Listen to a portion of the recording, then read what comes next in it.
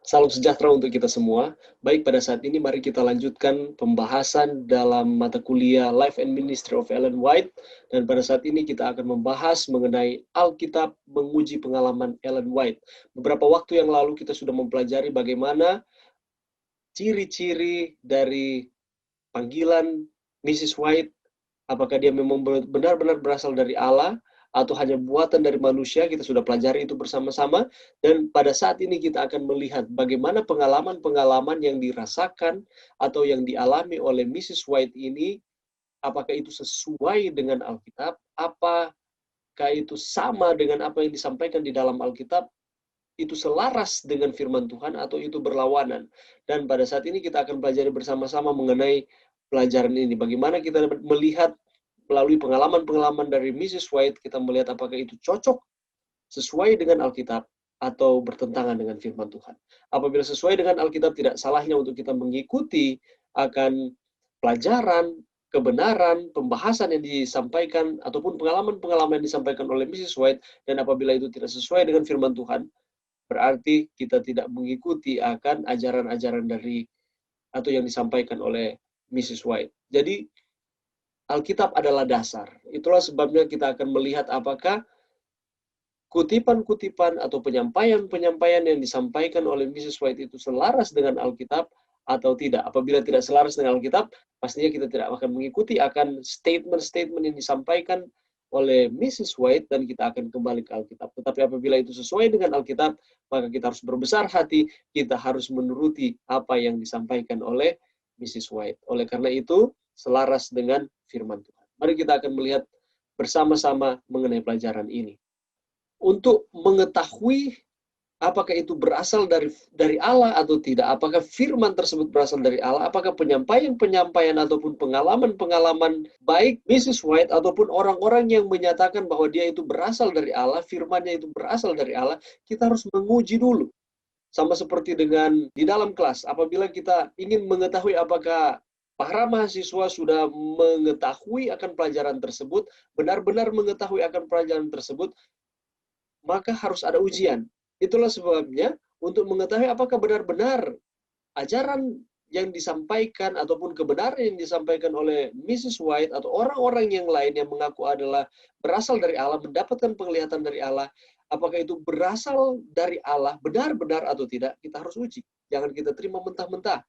Itulah sebabnya di dalam 1 Tesalonika 5:20 mengatakan, Rasul Paulus menasihati, katanya, ujilah segala sesuatu dan peganglah yang baik. Kita harus menguji. Kita harus melihat apakah itu benar berasal dari Allah atau tidak. Apakah sesuai dengan firman atau tidak.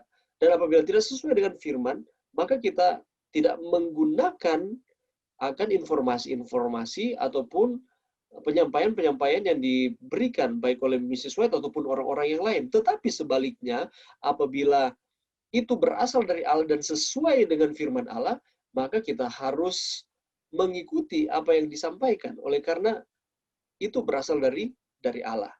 Ada 4 pengujian dalam Alkitab guna mengetahui apakah Nabi itu seorang Nabi yang benar.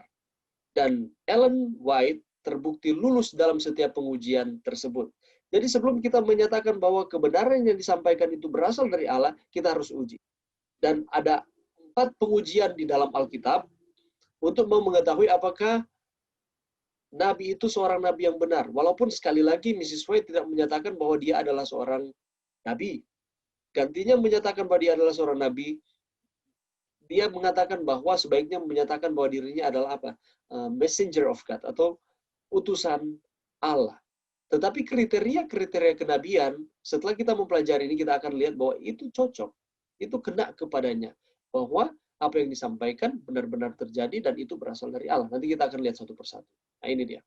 Ujian terhadap tulisan Ellen White. Pekabarannya sesuai dengan hukum Allah dan kesaksian para nabi, Yesaya 8 ayat 20. Tulisan-tulisan Ellen White meninggikan hukum Allah dan selalu menuntun pada pria dan wanita kepada Alkitab. Tidak akan pernah kita temukan di dalam tulisan-tulisannya tersebut bahwa ia menentang akan firman. Apakah tulisan-tulisannya itu berlawanan dengan firman? Atau tidak pernah kita akan temukan di dalam tulisannya bahwa tidak, ataupun Ellen White itu tidak menganjurkan untuk menuruti akan firman Tuhan atau menuruti akan 10 hukum. Jadi, di dalam tulisan-tulisannya dia meninggikan hukum Allah dan kesaksian para nabi. Dia tidak pernah membuat doktrin sendiri, tetapi semuanya itu berdasarkan akan firman. Berdasarkan akan kebenaran yang dia dapatkan di dalam firman Tuhan. Yang kedua, nubuatannya digenapi. Yeremia 28 ayat 9. Salah satu ciri nabi adalah nubuatan. Ketika dia bernubuat, nubuatannya digenapi.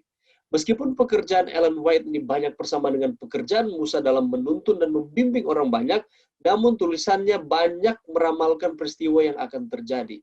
Jadi fungsinya dia menyatakan akan masa depan.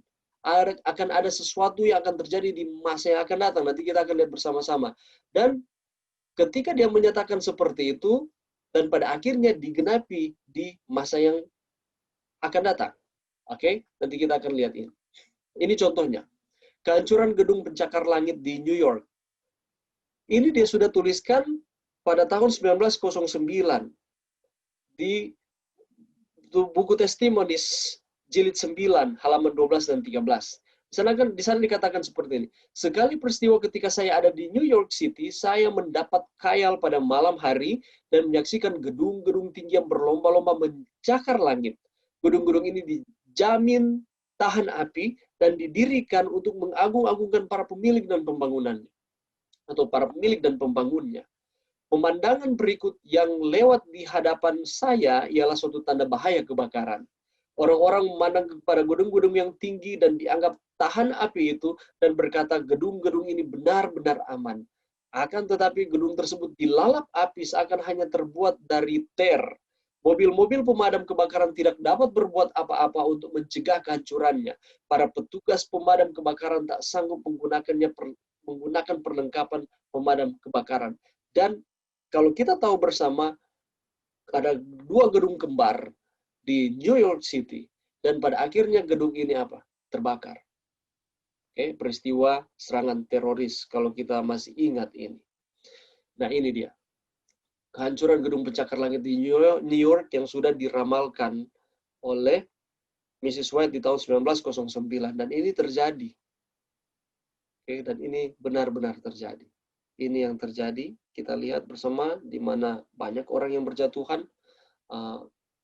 Pesawat menabrak ke gedung tersebut dan gedung itu hancur, meledak dan hancur berkeping-keping. Dan di sana dikatakan sesuai dengan penglihatan bahwa dia melihat orang-orang katanya membuat ini dengan tujuan adalah untuk mengagung-agungkan para pemilik dan pembangunnya, dan pada akhirnya gedung ini hancur berkeping-keping.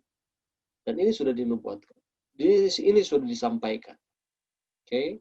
Yang kedua, penggunaan daging dalam makanan. Tahun 1864, banyak yang mati oleh karena penyakit yang semata-mata diakibatkan oleh makanan daging, namun seakan-akan dunia tidak menghiraukannya. Spiritual Gifts, jilid 4, halaman 147. Tahun 1868, kemungkinan untuk mendapat serangan penyakit bertambah 10 kali lipat akibat memakan daging. Testimonies for the Church, jilid 2, halaman 64. Sekali lagi, saya mengatakan bahwa ini kita tidak sementara berbicara mengenai makanan haram. Ini berbicara dalam konteks makanan halal. Walaupun itu makanan halal, di dalam pelajaran ini di sana dikatakan bahwa ada bahaya apabila kita memakan makanan daging. Ini tidak berbicara mengenai keselamatan, tetapi ini hanya berbicara mengenai kesehatan dan juga etika. Kalau kita melihat di dalam pelajaran, kalau kita membaca tulisan dari Nyonya White atau Mrs. White ini, di sana dikatakan bahwa apabila memakan daging akan timbul berbagai jenis penyakit, dan penyakit itu akan bertambah katanya 10 kali lipat akibat memakan daging. Dan kita tahu bersama ini digenapi. Ini dia, 10 penyebab kematian di Amerika tahun 2010, dan ini pastinya sudah bertambah. Yang paling atas kalau kita perhatikan, heart and blood vessel disease. Ini bukan penyakit yang berjangkit. Oke, cancer ini bukan penyakit yang berjangkit. Dan di tahun 2010, 2 penyakit ini yang menjadi 1 dan 2 atau urutan 2 tertinggi di Amerika Serikat. Disebabkan oleh apa? Makanan. Disebabkan oleh makanan. Dan penelitian mencatat bahwa orang-orang yang memakan daging resikonya jauh lebih besar untuk mendapatkan akan penyakit-penyakit ini. Dan juga penyakit-penyakit yang lain. Kita tidak akan bahas satu persatu di sini. Faktor-faktor utama penyebab kematian di Amerika. Poor diet, inadequate exercise, melakukan pola makan yang tidak seimbang, tidak melakukan olahraga, alkohol, merokok, dan lain sebagainya. Dan ini disebabkan oleh pola makan. Ini disebabkan oleh pola makan. Dan yang paling di atas adalah poor diet. Karena kalau kita melihat, menurut penelitian di Amerika Serikat, orang-orang banyak mengkonsumsi daging dibandingkan sayur-sayuran dan buah-buahan. Dan ini sudah diamarkan oleh Mrs. White di tahun 1864, 1868, dan di 2010, bahkan sekarang 2020, kita melihat ada banyak faktor yang terjadi oleh karena mengkonsumsi daging atau diet yang tidak seimbang. Dalam konteks ini dia sudah amarkan mengenai daging. Dan ini digenapi, nubuatannya digenapi. Apalagi penggunaan makanan berlemak. 1869, biji-bijian dan buah-buahan yang dihidangkan tanpa lemak dan dalam bentuk yang asli mungkin haruslah menjadi makanan mereka yang mengaku sedang mempersiapkan diri untuk diubahkan agar masuk surga. Testimonies for the Church, jilid 2, halaman 352. 1890, lemak yang dimasak bersama makan atau lemak yang dimasak bersama makanan menyebabkan kesulitan pada pencernaan. Councils on Diet and Foods, halaman 354. 1896, darah maupun lemak hewan telah digunakan sebagai makanan mewah. Tetapi Tuhan memberi petunjuk khusus supaya bahan-bahan ini jangan dimakan. Mengapa? Karena bahan-bahan tersebut menyebabkan pencemaran darah dalam tubuh. Mengabaikan petunjuk-petunjuk khusus dari Tuhan tentang hal ini telah menyebabkan pelbagai kesukaran dan penyakit pada umat manusia. Masih diambil dalam buku Councils on Diet and Foods, halaman 393 dan 394. Bahaya memakan makanan berlemak yang berasal dari hewani. Nah, apalagi 1883, makanan harus disiapkan dengan cara yang sesederhana mungkin dan bebas dari bumbu-bumbu atau rempah-rempah maupun garam yang berlebihan. Dicatat, berlebihan. Halaman 340. 1884, jangan menggunakan terlalu banyak garam, jauhi acar atau asinan, hindarkan makanan yang pedas dari perut. Pada menu makanan, tambahkan buah-buahan supaya gangguan untuk minum banyak air, susu, dan lain-lain hilang. Halaman 420. Ini Mrs. White mengamarkan, dia mendapatkan penglihatan, dan dia menuliskan, mengamarkan kepada umat-umat Tuhan, hati-hati dengan mengkonsumsi akan makanan-makanan yang ada di dalam rumah keluarga harus disiapkan secara sederhana. Bukan makanan-makanan mewah. Tujuannya apa? Supaya kita sehat.